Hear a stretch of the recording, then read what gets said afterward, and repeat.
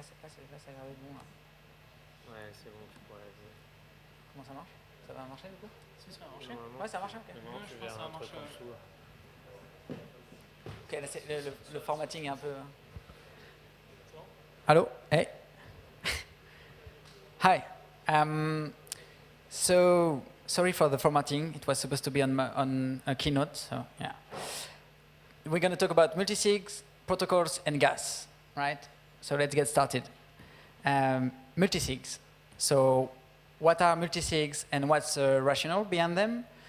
So it's a multisig, it's the idea of a vault, like the vaults you have in Switzerland in the mountains. These vaults contain valuable assets, right? And you need keys to access these vaults. And you can think of multisig as programmable vaults, right? So instead of having assets, you have a digital asset. The keys are private keys, and the action of putting the key in the lock is signing, right? So why do we need multisigs? Well, it appears that it's better than having just a single wallet with a single key, because in that case, if you lost that key or if it gets compromised, it's game over, right? And it's also better than splitting or sharing the key internally because of the complexity. Like, for instance, on this picture, that's one of the Kraken accounts. So they have a bit of ETH on a single wallet.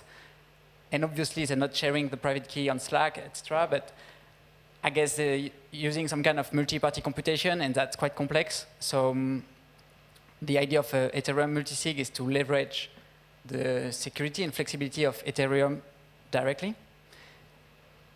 We have different implementations of multisigs, like the Argent's contract and Gnosis Safe. But now we're going to focus on the good old Gnosis multisig. That's the one we chose at Multis. And it's old, and that's a feature, actually, because if we believe in the Lindy effect, in that case, it would mean that the life expectancy of the Gnosis multisig increases for every additional time it survives, right? And it's one of the oldest, so we want that old as a feature. How do we get a multisig? You have to call a method on the Gnosis factory to deploy a new multisig instance with the parameters you want, like the list of owners and the number of confirmations that are going to be required for transactions to go through. Speaking of transactions, so what does it mean to have a transaction from the multisig? Well, it's like a normal Ethereum transaction. You just need 3 parameters: the destination, the value in ETH, and that beautiful data parameter we like because it's the one allowing us to call any method, right? Then you have to call that submit transaction method on your instance with these parameters, and it's going to register the transaction on the multisig. And then another owner comes and will call another method, the confirm transaction method, which is going to confirm and execute the transaction from the multisig in the case that only 2 confirmations are required. So just to recap, you're sending transactions to the multisig to send a transaction from the multisig. And I know it's at first it's a bit confusing to have like too many transactions, but we'll come back to it later. So what do you think, right? Multisig, the idea is quite simple, just sending transaction from a contract. And that's what we thought when we started Multis. We wanted to be just an interface, easy. But actually, it turned out that this multiplayer mode can complicate things quite fast. For instance, there's a latency because you can submit a transaction. You can submit a transaction on 1 hour, and 1 hour later, another owner can confirm the transaction. So there's like latency. That can be an issue. Also, for errors, you can successfully submit a transaction to the multisig, and then that transaction can fail, can revert when it's executed from the multisig. It's like two levels of errors.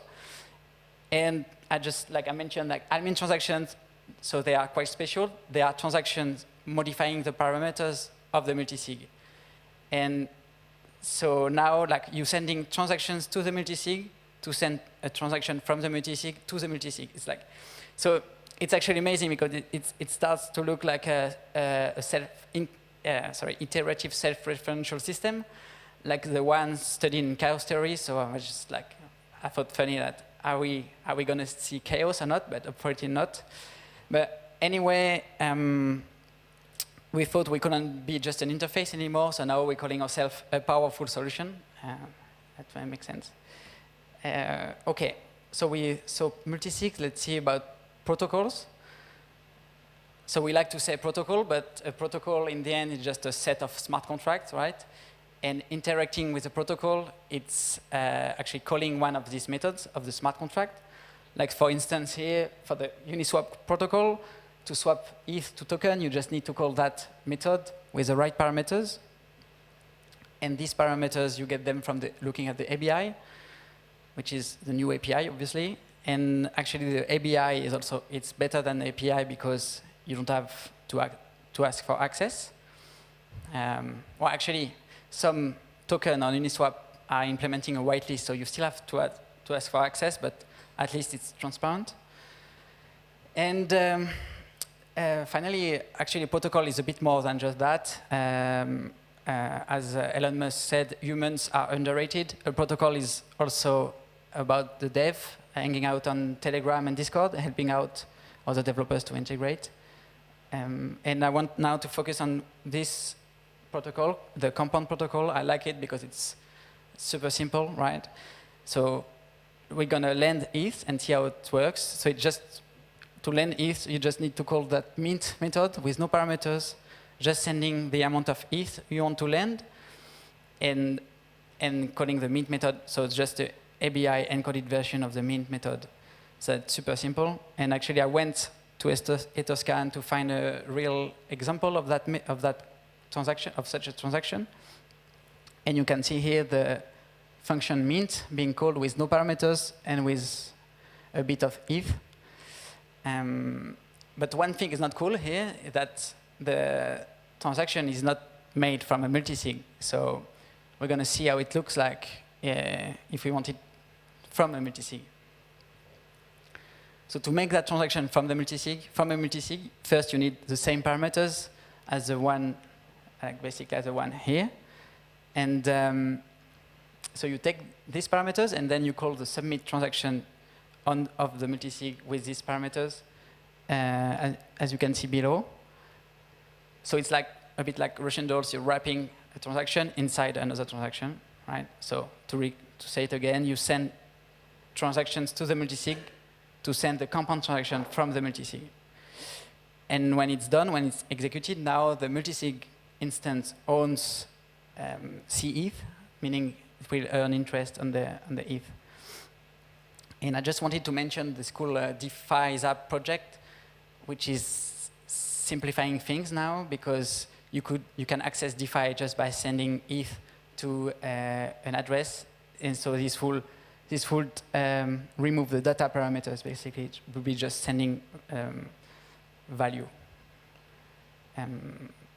Anyway, so yeah, we have our multisig. We can connect to any protocol, and we also. I wanted to mention the graph, which is really cool to see your details on these protocols. So it's all good, and it's all about sending transactions, right? And we send transaction with gas. So let's talk about gas. Oh, the emoji are weird on Windows. Yeah. Oh, yeah. There's not some quick show of hands. Like who loves gas? Ah, you can love gas. It's okay, no one. Who hates gas? Okay, fair enough. So I ran this poll on Twitter, and apparently, like, many people have this love plus hate relationship with gas, but actually not so many people responding. So the poll is worthless, actually. But you know, but I understand the love because gas is a smart way to prevent spammers on the network, and also reminds us there's a cost to secure that network. Make us look smart, obviously.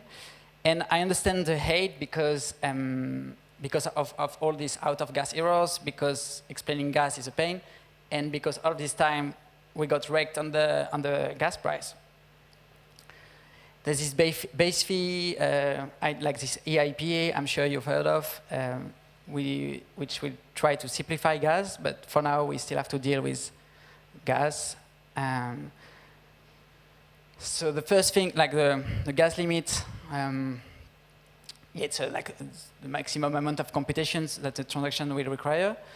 And well, I guess you know about that. And the issue here is that if you put a limit that's too high, then the users get scared because of the fee, and they try to be clever, changing stuff with MetaMask, and then they contact you on support to help them out. So that's one issue with gas limit. And with gas price, same thing. Like if the gas price is too low, your transaction is gonna take a long time. Actually, I don't know if you remember Fairwind. Who remembers Fairwind? No? Fairwind? Yeah. So that was a scam running on Ethereum last year. And the gas price was insane at that time. And I remember sending a transaction, and it took actually 4 days to go through because of the Fairwind just taking all the transaction space. So same, like we don't want our users to be scared by the gas price, but then we don't want them to wait for 4 days for a transaction to go through. And this gas story gets a little bit more complicated with multisig, because in the multisig environment, there's this idea of company gas versus employee gas. So you don't want to pay gas for your company for a transaction, so you want the company, the multisig, to pay for gas, right? And what is also other issues with multisig. So we looked at what the ecosystem was offering, and we're going to see how to go gasless, right? Going gasless doesn't mean we're going to remove gas, just that another person, another entity is going to handle the gas, and in that, these entities are called relayers. So for the end users, it's just about signing data, the data representing a transaction, and then passing it to the relayers. The relayers will then wrap that data and send it as a meta transaction to contract. The contract will then check and unwrap the transaction, the meta transaction, and it works. But then, so how to find relayers? And for that, there's this cool project called the Gas Station Network, which is like a pool of relayers. You can pick a relayer, you can send that data representing a transaction, and then that relayer will return you a hash as soon as it gets your data, which means that you can include it in your own flow, in your existing flow quite easily, because it's just like you get a hash, like for instance when you use MetaMask. And the good thing here is that now the gas limit and price is no longer an issue, because as you can see, like on Portis, it just displays free. So you can be a bit more aggressive with gas limit and gas price, and the users are not scared anymore. And so what would relayers relay? We know that in this world there's no empathy, it's just good incentives.